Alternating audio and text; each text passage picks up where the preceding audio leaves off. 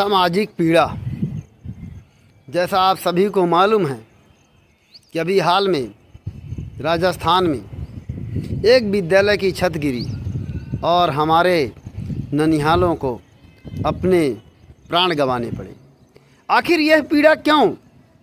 आए दिन सुनने को मिलता है, यहाँ का पुल गिर गया, यहाँ की छत गिर गई। विद्यालय की ही छत क्यों गिर जाती है? पुल ही क्यों गिर रहा है? निजी मकान क्यों नहीं गिर रहे? निजी निर्माण कार्य क्यों नहीं गिर रहा? एक उसी इंजीनियर का बनाया हुआ बंगला स्वयं का क्यों नहीं गिर रहा? उसी ठेकेदार का बनाया हुआ घर क्यों नहीं गिर रहा? आपके विद्यालय की छत ही क्यों गिर रही है? आपके चलने वाला पुल ही क्यों गिर रहा है? आखिर कभी आपने चिंतन किया? आपके यहाँ दो तरह की व्यवस्थाएं काम कर रही हैं, एक कार्यपालिका, एक व्यवस्थापिका। आपकी ये दोनों व्यवस्थाएं मौलिक रूप से अपने नैतिक दायित्व से विहीन हो चुकी हैं। भले उन्हें लगता होगा कि यह बात कड़वी बोली जा रही है, पर यह 100% सच है। आज चुनाव इतने महंगे हो गए हैं कि व्यवस्थापिका का चुनाव लड़ने वाला इतना पैसा खर्च करने के बाद वह उसे निकालने का प्रयास करता है और उसके लिए कमीशन खोरी शुरू होती है।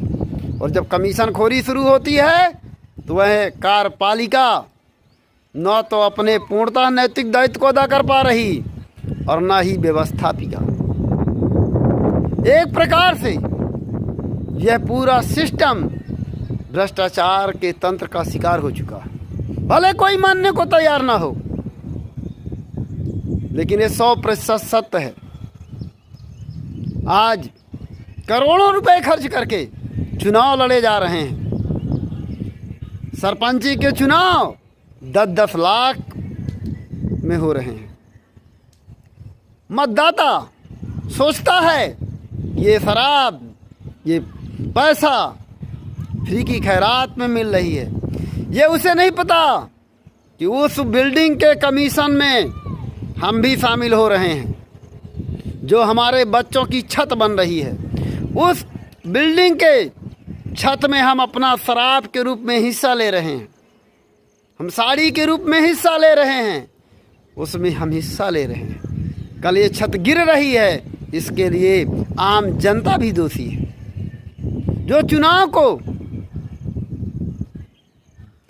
धन की दौड़ को में तब्दील कर दिया है। धन की दौड़ में वह सेवा नहीं रह गई, और सेवा जब नहीं रह गई तो उसका परिणाम सामने है। अतरे दिन पुल गिर रहे हैं, अतरे दिन स्कूलों की छत गिर रही है। आज बच्चे अपने प्राण खो रहे हैं। कभी हमने चिंतन किया इस लोक व्यवस्था को दुरुस्त करने की जवाबदारी हम सब की है।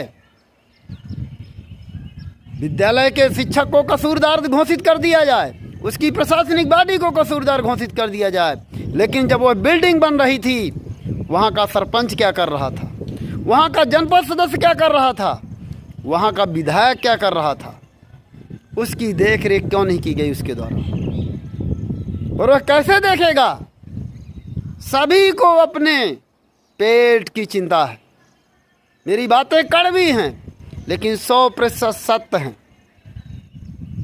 यदि यह कमीशन खोरी के भेंट नहीं चढ़े होते तो आप अपन देख लीजिए, अंग्रेजों के पुल बनाए हुए आज भी चल रहे हैं।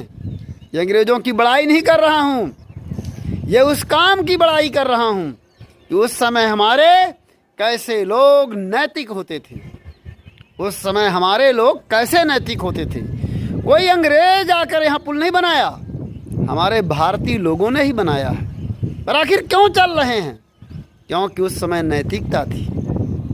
आज हमारे हर व्यक्ति के अंदर कमीशन खोरी की बू आ रही है। हर व्यक्ति अपना कमीशन चाहता, हर व्यक्ति अडानी और अंबानी की दौड़ में शामिल होना चाहता, हर व्यक्ति चाहता है कि मैं सोने के पलंग में सोऊं। शायद वास्तविक रूप से इस पीड़ा से उबरना है तो जन जन के अंदर यह चेतना जागृत होनी चाहिए कि लोकतांत्रिक व्यवस्था को सबसे पहले तंदुरुस्त करिए, इसे कमीशन खोरी से मुक्त करिए, इस चुनावों को आप धन की दौड़ से बाहर करिए। या तो जिस तरह परीक्षा हो रही हैं हर कर्मचारी की, उस तरह परीक्षा से ऐसे ही लोग व्यवस्थापिका का चयन करिए, तब जा कर के हो सकता है कि इस कमीशन खोरी से निजात मिल जाए। पैसा लगा करके और धंधा शुरू हुआ कमीशन का, और ये कमीशन खोरी का धंधा आम जनता से शुरू हो करके ऊपर तक जाता है, लोकतांत्रिक व्यवस्था को एकदम नस्तनाबूद कर देता है। हमें लगता है कि हमने तो कैंडिडेट से पी है, कैंडिडेट पैसा वाला है, उसके पास पैसा कहाँ से आया?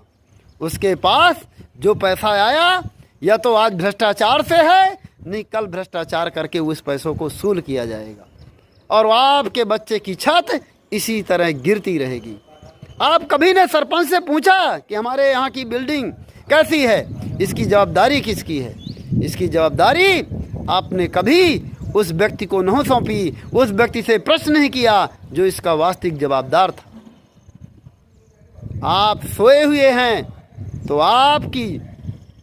आपके विद्यालय की छत ऐसे गिरती रहेंगी और आपके चलने की रास्ते की पुलें ऐसे गिरती रहेंगी। आपको जागना होगा, निश्चित ये व्यवस्था तंदुरुस्त हो जाएगी, स्वच्छ हो जाएगी और हम अपने सभी को सुरक्षित